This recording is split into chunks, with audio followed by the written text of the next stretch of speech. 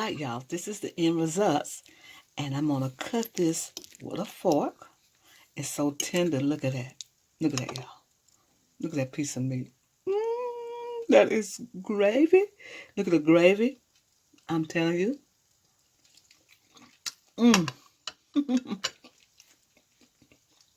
It's so rich. It's so delicious. I'm going to show you how to make this wonderful cube steak with tomato gravy after this presentation. This is wonderful, y'all. This is wonderful. And well, the meat is not very expensive because it's a cube steak.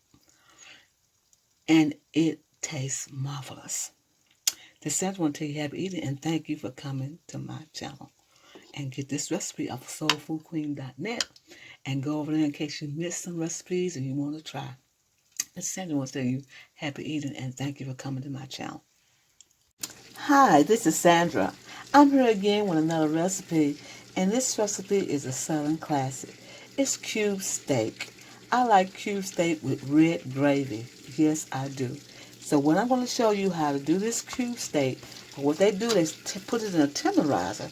You got tenderizer in there. You got the tenderizer's little teeth to make them real tender. So what I'm going to show you how to do is what you get. First thing you get is black pepper.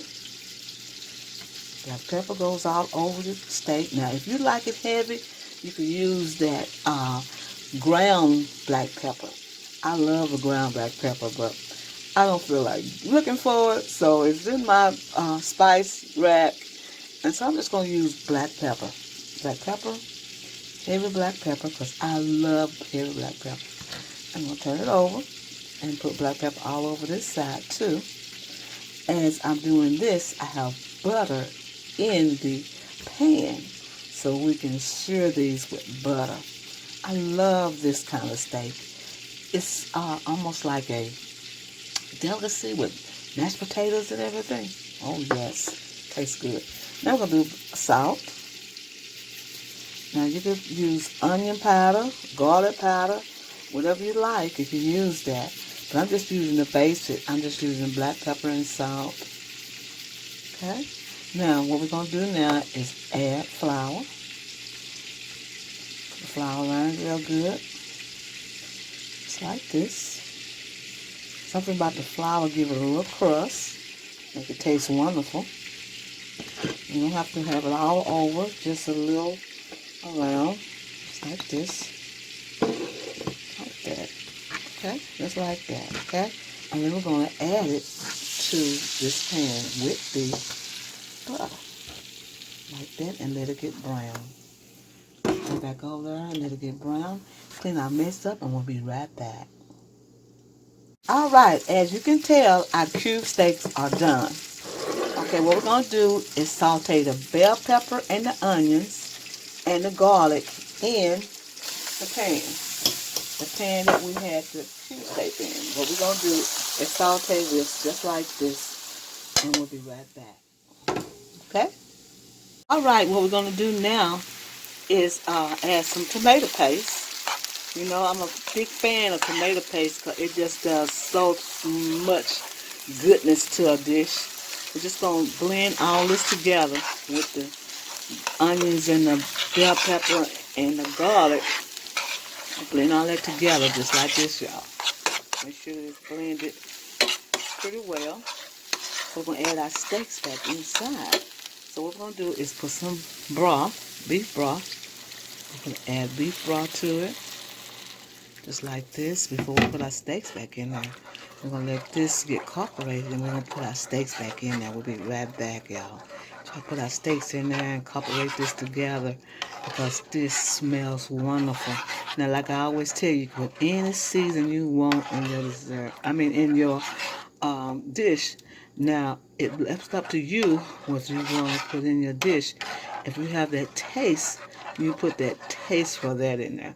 Now, right here, what I like is just this red gravy with this steak. And you can put Worcestershire sauce in if you want, you know, whatever you like and desire. Right now, we're going to get this up to boil and we'll be right back. Okay, as you see, we have a creamy red sauce.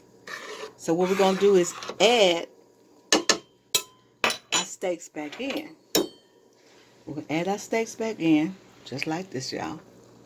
Add them back in, and we're going to let this sauce boil down, and we'll be right back and let you see what it does in 15 minutes. It's going to take about 15 minutes for it to boil down to get that little sauce. We'll be right back, y'all. Just cover them up like this, and I'm not making a lot because I'll be the one eating all this. So I'm just doing a little for you so you can show you how to do these. Be right back. About 15 minutes. All right, now you see how thick the gravy done got. Ooh, you know this is where it's supposed to be, y'all. Just like this. Look at that. See that? That's what you're looking for. That tenderness. That gravy underneath there. So you're going to let all the liquids cook down to a gravy. Look at that thick gravy, y'all. Look at that. Thick gravy right there. That's what you're looking for. Be right back. All right, our gravy is ready. And our steaks are ready. Look at that. I have a fork in there, y'all, because I want to turn them over. But look at that. This is what you're looking for. You look for the gravy to look thick like that to go over those steaks. The steaks are tender because you let the gravy, let the liquid turn into a gravy. You know, you thought you had too much gravy, too much liquid? No. You had just enough gravy to boil down to this rich, thick gravy. We're going to serve it and let you see what it looks like.